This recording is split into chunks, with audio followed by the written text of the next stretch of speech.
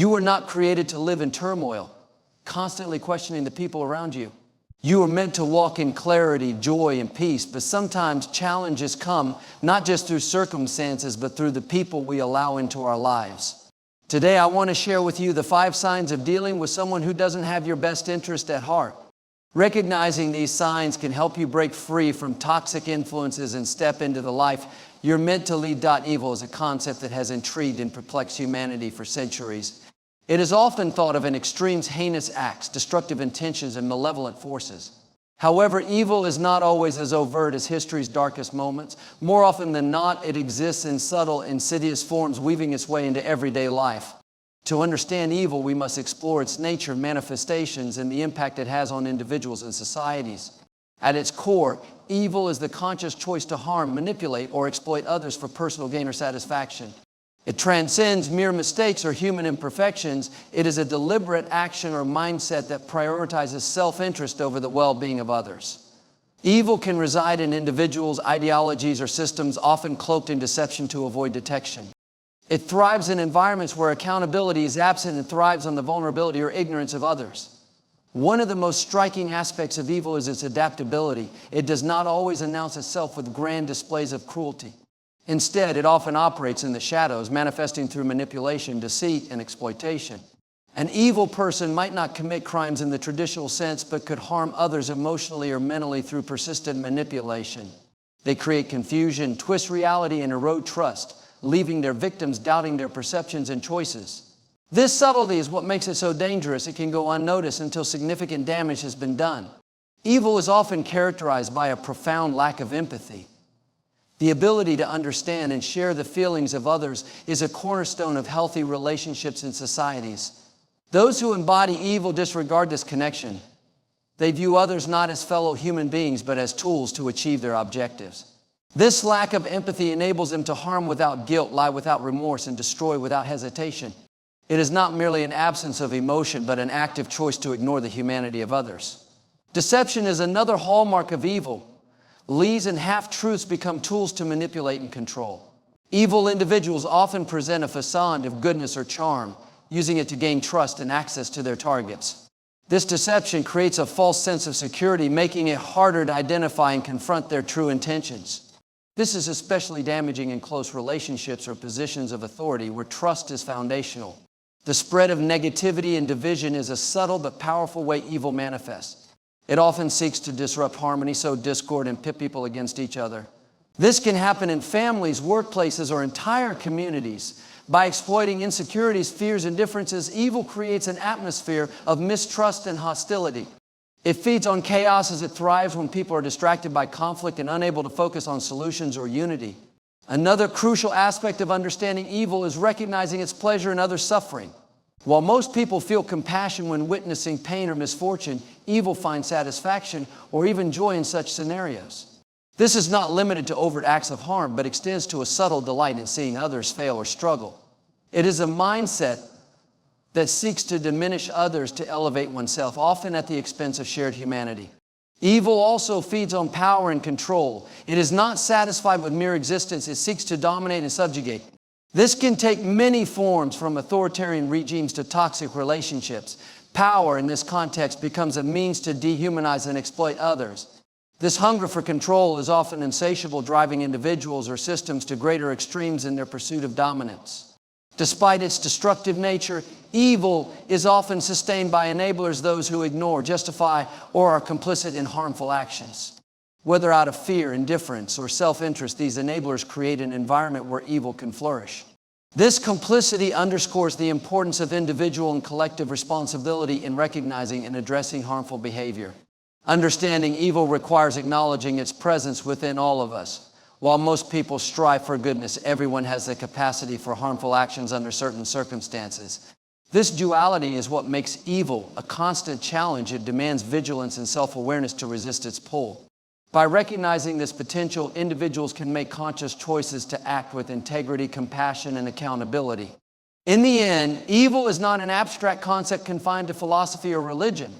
It is a real and pervasive force that influences lives and shapes societies. By understanding its nature and manifestations, we can better protect ourselves and others from its impact. Recognizing evil is the first step toward resisting it, ensuring that goodness, empathy, and truth prevail in our relationships and communities. Constant manipulation is one of the most subtle yet profoundly damaging signs of dealing with someone who does not have your best interests at heart. Manipulation operates in a way that often goes unnoticed initially, but over time its effects can erode self-esteem, trust, and personal agency. Understanding the dynamics of manipulation requires delving into its methods, motivations, and consequences. Manipulation is a deliberate attempt to control or influence someone's thoughts, emotions, or actions for the manipulator's benefit.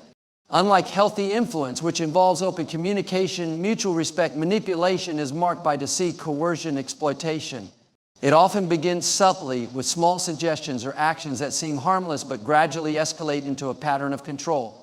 The manipulator's goal is to reshape reality to suit their narrative, leaving their target doubting their instincts and questioning their decisions. One of the primary tools of manipulation is guilt. Manipulators are adept at twisting situations to make others feel responsible for outcomes that are beyond their control. For example, if someone sets a boundary, a manipulator might respond with statements like, "I can't believe you do this after everything I've done for you." Or, "If you cared about me, you wouldn't say no." These remarks are designed to shift the focus away from the manipulator's behavior and onto the target's perceived shortcomings. Over time, this creates a dynamic where the target feels obligated to appease the manipulator, often at the expense of their own needs and well-being. Another tactic manipulators use is gaslighting. This is a form of psychological manipulation where the manipulator denies or distorts reality to make the target doubt their perceptions and memories. For instance, if someone confronts a manipulator about a hurtful comment, the manipulator might respond with, "I never said that," or "You're being overly sensitive." By repeatedly invalidating the target's experiences, gaslighting undermines their confidence in their ability to discern truth from fiction. This leaves the target reliant on the manipulator for a sense of clarity, further entrenching the power imbalance. Manipulators also exploit vulnerabilities. They often observe and identify weaknesses, fears, or insecurities in others and use them as leverage. For example, if someone fears rejection, a manipulator might threaten to withdraw affection or approval to gain compliance. If someone struggles with self-esteem, the manipulator might subtly criticize them, reinforcing feelings of inadequacy. These actions are not random. They are calculated moves to maintain control and keep the target in a state of dependence. Flattery and charm are additional tools in a manipulator's arsenal. These tactics can be disarming as they create an illusion of goodwill and trust. A manipulator might shower someone with compliments, gifts, or gestures of kindness to gain their trust. However, this charm is often superficial and conditional, serving as a means to an end. Once the manipulator achieves their goal, the charm disappears, revealing the underlying intent. Manipulation also thrives on ambiguity and inconsistency. Manipulators are often unpredictable, shifting between affection and hostility, support and criticism. This inconsistency keeps their targets off balance as they never know what to expect. It also creates a cycle of hope and despair where the target clings to moments of kindness or approval even as they endure ongoing mistreatment. This emotional roller coaster can be exhausting and confusing, making it difficult for the target to recognize the manipulation for what it is. The consequences of constant manipulation are profound. Over time, it erodes self-trust as the target begins to question their own judgment and instincts. It also damages relationships as manipulation fosters resentment, fear, and mistrust. For those subjected to it, the experience can be isolating as they may feel unable to share their struggles or find support. This isolation further entrenches the manipulator's control, creating a cycle that is difficult to break. Understanding manipulation also involves recognizing the manipulator's motivations. While these can vary, common drivers include a desire for power, control, or validation. Manipulators often have underlying insecurities or fears that they mask through dominance over others. By controlling situations and people, they attempt to fill a void or assert their sense of importance. However, this behavior is ultimately destructive both for the manipulator and those they target. Breaking free from manipulation requires awareness and assertiveness. Recognizing the patterns of manipulation is the first step. This involves trusting one's instincts and paying attention to feelings of discomfort, confusion, or guilt that arise in interactions. Setting clear boundaries is also essential. This means standing firm in one's decisions and not succumbing to guilt or coercion. Additionally, seeking support from trusted friends, family, or professionals can provide perspective and guidance. In the end, constant manipulation is a behavior that thrives on deception, fear, and control. It is a reminder of the importance of cultivating self-awareness, maintaining strong boundaries, and valuing relationships built on mutual respect and authenticity. Recognizing manipulation is not just about protecting oneself. It is about reclaiming one's power, peace, and freedom. The absence of empathy is one of the most defining and destructive traits of a harmful individual. Empathy is the ability to understand and share the feelings of others, to step into someone else's shoes, and to genuinely care about their experiences. It is the foundation of meaningful relationships, a healthy society, and compassionate behavior. When empathy is absent, relationships and interactions become one-sided, devoid of the care and understanding that sustain human connection. This absence can have profound implications for those on the receiving end, as well as for the broader environment in which it manifests. A person who lacks empathy operates from a self-centered perspective. Their world revolves around their needs, desires, and feelings, often to the exclusion of others. They may appear indifferent to the struggles, emotions, or well-being of those around them. This indifference is not simply a matter of being preoccupied or distracted. It reflects a fundamental unwillingness or inability to acknowledge the humanity of others. For them, others are not individuals with unique experiences and feelings, but rather tools, obstacles, or resources to be used for personal gain. This lack of empathy often manifests in a disregard for other people's boundaries. When someone cannot or will not empathize, they struggle to respect the limits that others set to protect their well-being. For example, they might repeatedly overstep personal, emotional, or physical boundaries, showing no concern for the discomfort or harm they cause. They may dismiss or belittle others' attempts to express their needs, leaving those around them feeling unseen, unheard, and invalidated. Over time, this can erode the self-worth and confidence of those subjected to such behavior as they begin to doubt the legitimacy of their own feelings and boundaries. Another common behavior of someone lacking empathy is an inability to recognize or respond to the pain of others. When a loved one is going through a difficult time, the natural response is to offer support, understanding, and compassion. However, a person without empathy often reacts with indifference, or worse, uses the situation to their advantage. They may downplay the other person's struggles, change the subject to focus on themselves, or even exploit the vulnerability of the moment to gain control or power. This creates an emotional void in relationships, as those who seek comfort and connection find themselves met with coldness or hostility. The absence of empathy can also lead to a profound lack of accountability. When someone cannot understand or care about how their actions affect others, they are unlikely to take responsibility for their behavior. Instead of apologizing or making amends when they cause harm, they may deflect blame, minimize the impact of their actions, or even accuse others of overreacting. This refusal to acknowledge their role in causing pain perpetuates a cycle of hurt and frustration, leaving others to shoulder the emotional burden of their actions. In social or professional settings, the absence of empathy often leads to toxic environments. Without the ability to connect with others on an emotional level, individuals lacking empathy can foster division, mistrust, and competition. They may manipulate situations or people to serve their own interests, disregarding the consequences for others. For example, they might take credit for someone else's work, spread rumors to undermine colleagues, or exploit team dynamics to position themselves favorably. This behavior erodes morale and creates an atmosphere where trust and collaboration are nearly impossible. One of the most troubling aspects of an absence of empathy is the way it allows individuals to rationalize harmful behavior. Empathy serves as a moral compass, guiding people to treat others with kindness and respect. Without it, there is little to prevent someone from lying, cheating, or exploiting others if it serves their goals. This lack of moral restraint can lead to patterns of behavior that are not only harmful on an individual level, but also contribute to larger societal issues such as inequality, injustice, and systemic abuse.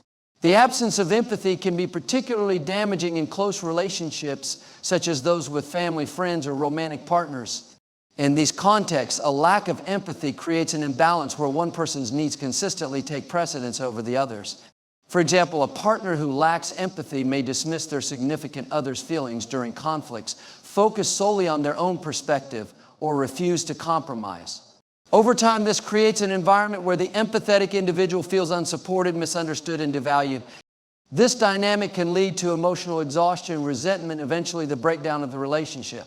For the individual on the receiving end, dealing with someone who lacks empathy can be a deeply isolating experience. The inability to connect on an emotional level leaves a void where understanding and support should be. It can cause the affected person to question their worth, as they may internalize the message that their feelings and needs are not important. This is especially damaging when the relationship involves a parent, mentor, or someone else in a position of influence, as it can shape the way the individual views themselves and others for years to come. Recognizing the absence of empathy in someone's behavior is an essential step toward protecting one's emotional well-being. While it is natural to hope that someone will change or develop a greater capacity for compassion, it is equally important to set boundaries and prioritize self-care. The absence of empathy is a reminder of the importance of surrounding oneself with people who value and respect emotional connection, as these relationships provide the foundation for a life of mutual understanding, growth, and support. Spreading negativity is one of the most pervasive and damaging behaviors exhibited by individuals who harbor destructive tendencies. Unlike overtly harmful actions, negativity often seeps into environments subtly, creating a toxic atmosphere that can impact emotional well-being, relationships, and even productivity. Understanding the mechanisms and effects of spreading negativity is essential for recognizing it and protecting oneself and others from its influence. At its core, spreading negativity involves fostering an environment of pessimism, doubt, and discord.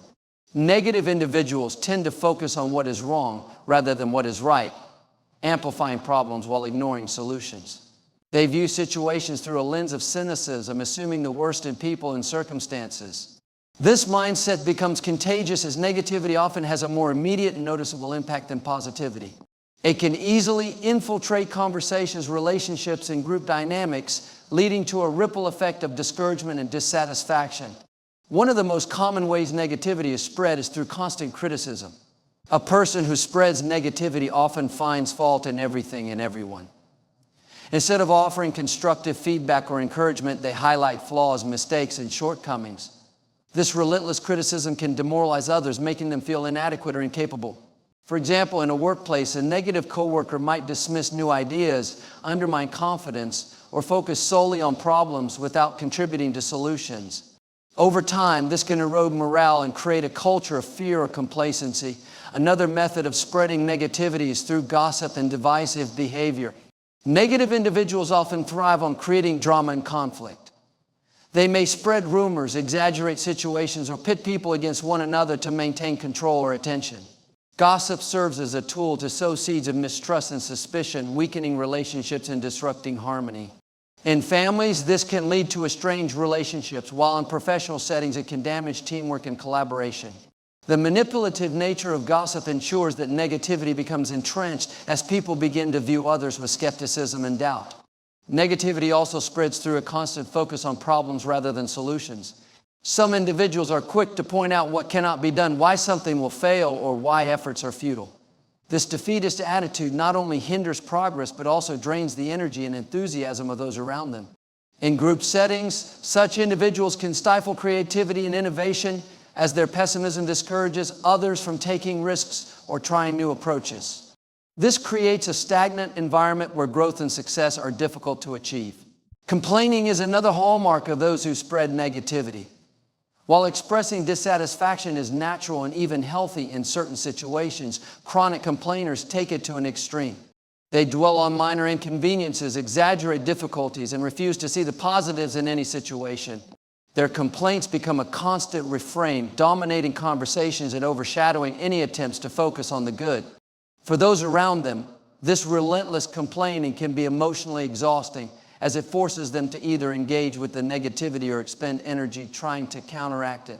Negative individuals often exhibit a lack of gratitude, which further perpetuates their toxic outlook. Instead of appreciating what they have or acknowledging the efforts of others, they focus on what is lacking. This ungrateful attitude not only spreads dissatisfaction, but also discourages others from offering help or support. For example, a person who constantly dismisses others' efforts with statements like, "It's not good enough," or "You should have done more," creates an atmosphere of resentment and frustration. Over time, this lack of appreciation can strain relationships and lead to feelings of isolation and disconnection. The effects of spreading negativity extend far beyond immediate interactions. On an individual level, being exposed to constant negativity can lead to stress, anxiety, and even depression. It can erode self-confidence as people internalize the criticism and doubt they encounter. On a broader scale, negativity can damage the fabric of families, communities, and organizations. It creates division, reduces cooperation, and fosters an environment where people feel unsupported and undervalued. What makes negativity particularly insidious is its ability to masquerade as realism or caution. Negative individuals often justify their behavior by claiming they are being honest or practical. However, there is a significant difference between constructive criticism or realism and outright negativity. Constructive feedback aims to improve and build, while negativity seeks to tear down and diminish. This distinction is crucial for identifying and addressing toxic behavior, as negativity often hides behind the guise of helpfulness or concern. Negativity is also self-reinforcing. Those who spread it often attract like-minded individuals, creating echo chambers of pessimism and doubt. In these environments, negativity becomes normalized, making it even harder for positivity to take root. This is why it is so important to recognize and address negativity early before it has the chance to grow and affect others. Positive attitudes, by contrast, require conscious effort and resilience to maintain, especially in the face of negativity. Spreading negativity is a behavior that can be damaging not only to others, but also to the individual exhibiting it. Negative individuals often find themselves isolated as people grow weary of their toxic attitudes and choose to distance themselves. This isolation can lead to a vicious cycle where the negative person becomes even more bitter and resentful, perpetuating their behavior further. Recognizing the impact of negativity and taking steps to counteract it is essential for fostering healthier, more supportive environments where positivity and growth can thrive. Outright deception is a calculated act of misleading or manipulating others for personal gain, control, or the avoidance of consequences. It is not merely the occasional white lie or a fleeting act of self-preservation. It is a deliberate, consistent pattern of behavior aimed at distorting truth and reality. Deception, when intentional, creates an environment of distrust, confusion, and emotional harm, leaving individuals and relationships fractured and vulnerable. At its essence, deliberate deception is rooted in dishonesty. It involves knowingly presenting false information, withholding critical facts, or distorting the truth to create a false narrative. The individual engaging in deception often does so with precision, carefully crafting their lies to avoid detection. They may employ partial truths, embellishments, or outright fabrications, tailoring their approach to manipulate the perceptions of those around them. This calculated nature makes deliberate deception particularly insidious, as it preys on trust, one of the most fundamental pillars of human interaction. A key aspect of deliberate deception is its intentionality. The deceiver typically has a clear goal or motive behind their actions. For some, it may be to gain power, wealth, or influence. For others, it may be to avoid accountability, shift blame, or cover up wrongdoing. Regardless of the motive, the underlying intention is to obscure the truth to achieve a specific outcome. This intentional aspect distinguishes deliberate deception from misunderstandings or unintentional miscommunications, which may arise from ignorance or error rather than malice. One of the most common methods of deliberate deception is lying, which involves presenting false statements as truth. Lying can range from small fabrications to elaborate schemes, depending on the deceiver's objective. For example, in a workplace, an employee might lie about their qualifications to secure a promotion, while in personal relationships, a partner might lie about their actions to hide infidelity. These lies, whether big or small, erode trust and create an environment where others feel uncertain and betrayed. Omission is another powerful tool of deliberate deception. Instead of actively presenting false information, the deceiver strategically withholds key details that would provide a complete and accurate picture of a situation. This form of deception is often harder to detect, as the deceiver can claim they were truthful while conveniently ignoring the full context. For instance, a person might neglect to mention a critical mistake they made at work, allowing others to assume everything is running smoothly. By controlling the flow of information, they manipulate perceptions without directly lying. Deceivers also employ deflection and blame shifting as tactics to avoid scrutiny or accountability. When confronted, they may redirect attention away from themselves by accusing others or creating distractions. This not only allows them to evade responsibility, but also shifts the focus onto someone else, often causing unnecessary conflict or division. For example, a dishonest individual might deflect questions about their own actions by pointing out the faults of others, thereby sowing seeds of doubt and mistrust. Gaslighting is a particularly damaging form of deliberate deception that involves manipulating someone into doubting their own perceptions, memories, or sanity. By repeatedly denying facts, altering events, or dismissing concerns, a gaslighter creates a distorted version of reality that leaves their target feeling confused and powerless. This tactic is often used in abusive relationships where the deceiver seeks to maintain control by undermining the victim's confidence and independence. Gaslighting not only distorts truth, but also damages the victim's ability to trust their own instincts and judgments. The consequences of deliberate deception are far-reaching and deeply harmful. On an individual level, being deceived can lead to feelings of betrayal, humiliation, and anger. It undermines self-esteem and fosters a sense of vulnerability as the victim realizes they were manipulated by someone they trusted. Over time, this can erode their ability to trust others, leading to isolation and difficulties in forming healthy relationships. In group or societal contexts, deliberate deception can have even greater implications. In workplaces, it can create toxic environments where colleagues are suspicious of one another and morale is low. In politics or leadership, deception undermines public trust and weakens the integrity of institutions. Deceptive practices, when normalized or left unchecked, can perpetuate cycles of corruption, exploitation, and inequality, affecting entire communities and generations. For the deceiver, the short-term benefits of their actions often come at a long-term cost. While they may gain power, wealth, or influence in the moment, their lies and manipulations are rarely sustainable. Over time, the truth often emerges and the consequences of their actions catch up with them. Relationships collapse, reputations are tarnished, and opportunities are lost. Even if they avoid detection, the need to maintain their deceptions creates a life of constant vigilance, stress, and alienation. Recognizing deliberate deception requires vigilance, critical thinking, and a willingness to confront uncomfortable truths. Paying attention to inconsistencies, seeking corroboration, and trusting one's instincts are essential tools for identifying deceptive behavior. Equally important is fostering environments that prioritize transparency, accountability, and open communication. By doing so, individuals and communities can minimize the impact of deception and create spaces where trust and truth are valued and protected. Taking pleasure in the misfortune of others, often referred to as schadenfreude, is a deeply troubling and harmful behavior that reflects a lack of empathy, compassion, and emotional maturity.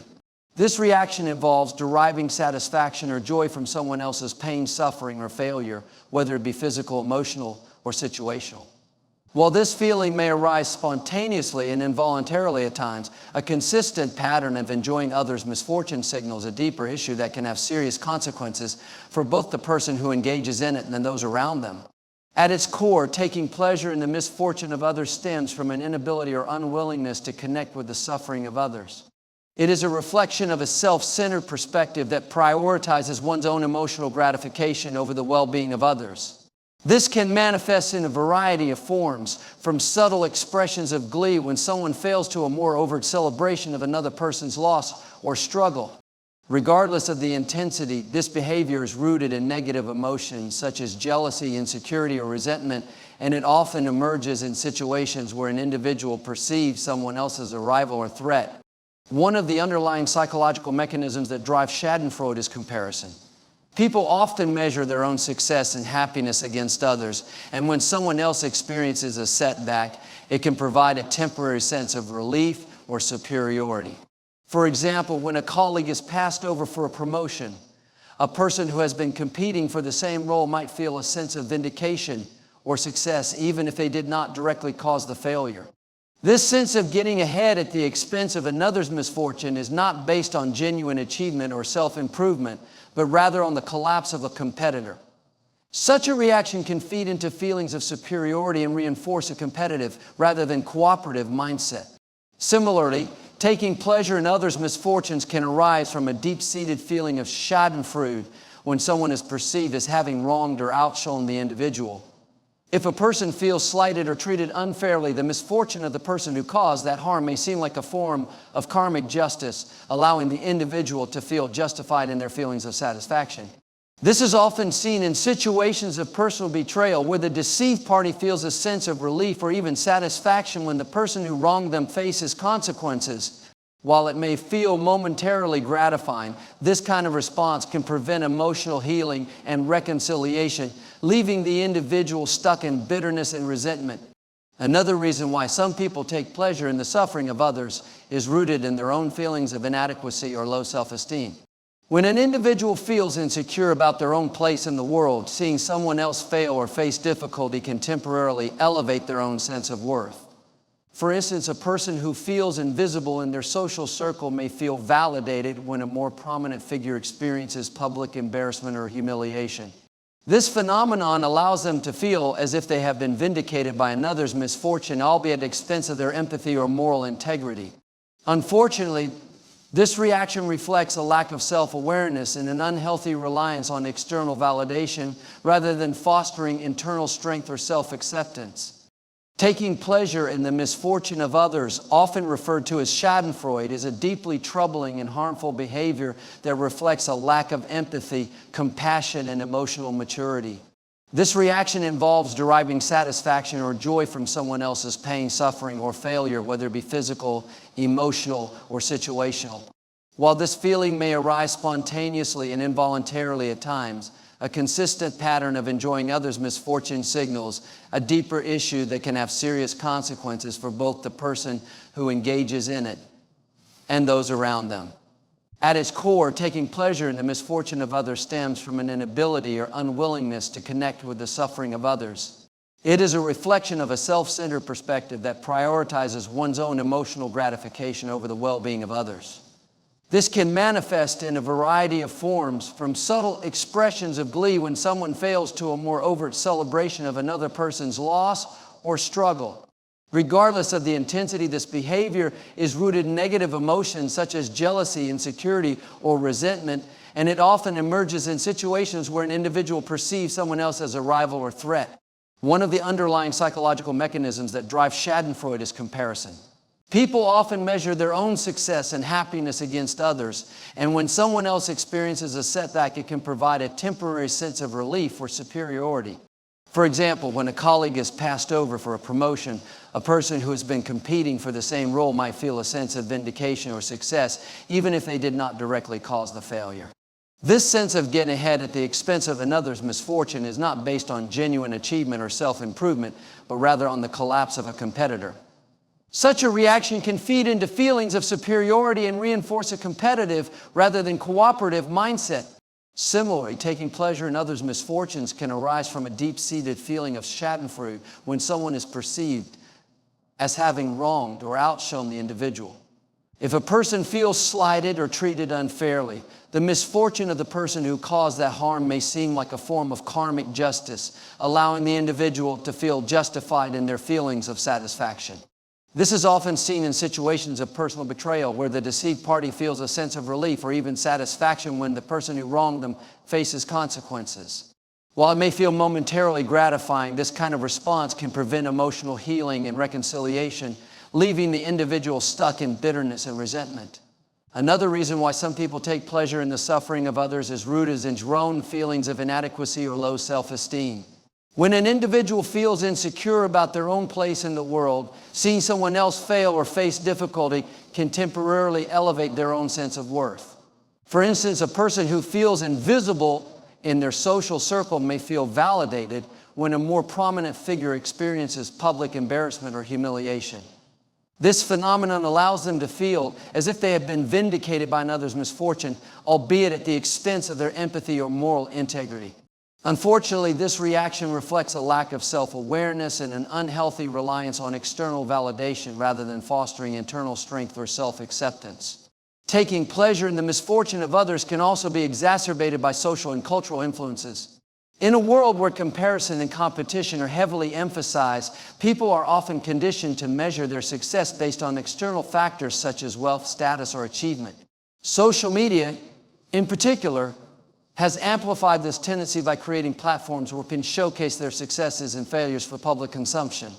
When others experience setbacks, there can be a tendency to view these moments as entertainment, turning the misfortunes of others into fodder for gossip, ridicule, or judgment. The anonymity of digital spaces can further embolden individuals to engage in these behaviors without facing the immediate emotional consequences of their actions, leading to an environment where empathy and compassion are sidelined in favor of cheap amusement. This tendency to take pleasure in others' misfortunes can have significant negative consequences for personal relationships and social harmony. When people derive satisfaction from the suffering of others, it erodes trust and undermines the sense of community. Relationships are built on mutual respect, understanding, and compassion. And when one party consistently takes pleasure in another's difficulties, it fosters a toxic dynamic. This behavior can lead to isolation, as others may begin to distance themselves from the individual who finds joy in others' pain. The emotional toll of constantly living in an environment where one's struggles are met with satisfaction rather than support can also contribute to feelings of loneliness, sadness, and a lack of belonging. Furthermore, engaging in schadenfreude can have harmful effects on one's own mental and emotional health.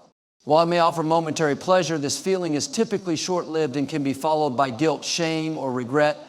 Engaging in negative emotional reactions toward others can prevent the development of positive coping mechanisms, and it can leave the individual feeling disconnected from their own values of kindness, empathy, and personal integrity.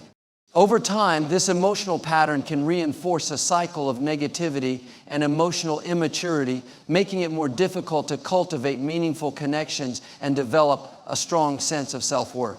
Ultimately, the tendency to take pleasure in others' misfortunes is a behavior rooted in emotional insecurity, jealousy, and a lack of empathy. While it may feel momentarily gratifying, it leaves behind a trail of damage to both the individual engaging in it and those around them. In order to break free from this toxic behavior, it is essential to develop greater emotional intelligence, empathy, and self-awareness. This involves recognizing and addressing the underlying causes of jealousy and insecurity, as well as embracing a mindset of growth and compassion. By focusing on personal development and supporting the well-being of others, individuals can cultivate more meaningful relationships and create environments where empathy and mutual respect flourish. A call to action is a powerful and compelling tool used to inspire individuals to take immediate and deliberate steps toward achieving a goal, embracing a cause, or making a change. It is an essential component of any movement, whether personal, social, or professional, and serves as the catalyst that ignites the necessary energy to move from passive observation to active participation. The effectiveness of a call to action lies in its ability to transcend mere words, connecting with the audience on an emotional and intellectual level, motivating them to take tangible steps forward. At the heart of a successful call to action is a clear and concise message that outlines exactly what needs to be done. Ambiguity or vagueness can lead to confusion, diluting the sense of urgency or importance. Whether encouraging someone to make a decision, take a stand, or pursue a course of action, a strong call to action must provide a sense of direction. It should articulate the what, why, and how, explaining not only what needs to be done, but also why it matters and how to accomplish it. This clarity empowers individuals to take confident steps toward achieving the desired outcome. A key aspect of an effective call to action is its ability to evoke a sense of urgency. People are more likely to act when they feel a sense of immediacy and importance. This urgency is often reinforced by highlighting the potential consequences of inaction, whether personal or collective. For example, in a campaign advocating for environmental protection, a call to action might emphasize the critical state of the planet and the dire consequences of continued neglect. By framing the issue in terms of time sensitivity, it taps into the natural human tendency to respond when faced with a sense of impending change or risk. The emotional appeal of a call to action is equally crucial. People are not driven solely by logic or reason. They are often motivated by deep emotional connections to a cause or issue. A call to action that resonates emotionally can spark an individual's desire to contribute to a greater purpose, fueling their commitment to taking action. Whether it's the desire to make a positive impact on others, fight for justice, or improve one's own life, the emotional connection to the cause is a driving force. Crafting a message that touches upon shared values, experiences, or dreams can create a bond between the speaker and the audience, amplifying the call to action's effectiveness. Another essential element of a successful call to action is the provision of specific actionable steps. Encouraging someone to take action without clear instructions can lead to indecision or passivity. People are more likely to act when they understand exactly what is expected of them. Providing a step-by-step guide, offering resources, or highlighting specific behaviors they can adopt empowers the audience to move forward with confidence. For example, a call to action encouraging individuals to support a charity might suggest practical steps such as donating, volunteering, or raising awareness through social media. This clarity ensures that people know how to contribute and reduces the risk of inertia. A well-executed call to action also creates a sense of community and collective responsibility. It encourages people to see themselves as part of a larger movement or cause, fostering a sense of unity and shared purpose. By emphasizing the impact that collective efforts can have, a call to action can inspire individuals to take pride in their role in a larger mission. This sense of belonging can be incredibly motivating, as people are often more inclined to act when they feel they are part of something bigger than themselves. Highlighting the idea that every action, no matter how small, contributes to a larger goal can empower individuals to take those first critical steps toward change. Additionally, an effective call to action must acknowledge potential obstacles or resistance that might prevent individuals from taking action. Whether it's time constraints, fear of failure, or doubt about the effectiveness of their contribution, addressing these concerns can remove psychological barriers and facilitation. Offering encouragement, reassurance, or practical solutions can help individuals feel more equipped and capable of moving forward. For instance, providing resources or testimonials from others who have already taken action can increase confidence and reduce hesitation. The power of a call to action lies not only in inspiring people to act, but also in sustaining their momentum. A single act of engagement may not be enough to bring about lasting change, which is why ongoing encouragement and reminders are crucial. Regular follow-ups, updates on progress, and additional opportunities to contribute can help maintain interest and commitment. This continuous engagement creates a sense of progress and reinforces the idea that every action, no matter how small, plays a role in achieving the broader goal. In the digital age, a call to action often extends beyond the physical realm into online spaces where it can reach a wider and more diverse audience. Social media, websites, emails, and other platforms offer an unprecedented opportunity to connect with people and encourage them to take action. The digital format allows for greater creativity and immediacy, with calls to action being delivered in the form of videos, infographics, or interactive content. The ability to share, comment, and engage in real time amplifies the reach of the message, turning individual action into a collective movement. At its core, a call to action is a catalyst for change. It challenges the status quo, motivates individuals to take responsibility, and empowers them to make a difference. By providing clarity, urgency, emotional appeal, and actionable steps, a call to action moves people beyond intention to action, sparking tangible progress. Whether for personal growth, social change, or professional achievement, a well-crafted call to action has the potential to inspire transformation one individual step at a time.